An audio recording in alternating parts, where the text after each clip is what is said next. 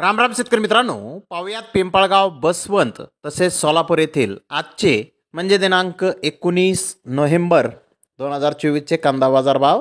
चला तर मित्रांनो, जाणून घेऊयात कोणत्या मार्केटमध्ये कांदा भावाची आवकेची परिस्थिती नेमकी कशी आहे. तर सुरुवात करूयात पिंपळगाव बसवंत येथून. पिंपळगाव बसवंत येथे 2500 क्विंटल नवीन कांद्याची आवक झाली होती. सरासरी कांद्याचे बाजारभाव 3800 रुपये क्विंटलपर्यंत निघाले. तर टॉप क्वालिटीचे एक लॉट 5054 रुपये क्विंटलपर्यंत नवीन कांदा पिंपळगाव बसवंत येथे विकलेला आहे. तर पिंपळगाव बसवंत येथे उन्हाळी कांद्याची 2625 क्विंटलची आवक आली होती. सरासरी कांद्याचे भाव 5400 रुपये क्विंटलपर्यंत निघाले.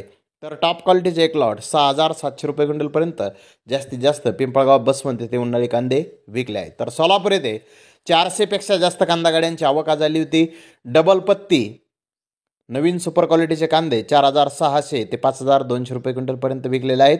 तर जुने कांदे 6400 रुपयापासून 7400 रुपये क्विंटलपर्यंत विकलेले आहेत. नवे कांदे मोठे साईज 4300 ते 4800 रुपये क्विंटलपर्यंत चांगले सुकलेले कांदे विकले. मिडियम कांदे 3400 ते 3800 रुपये क्विंटलपर्यंत विकले.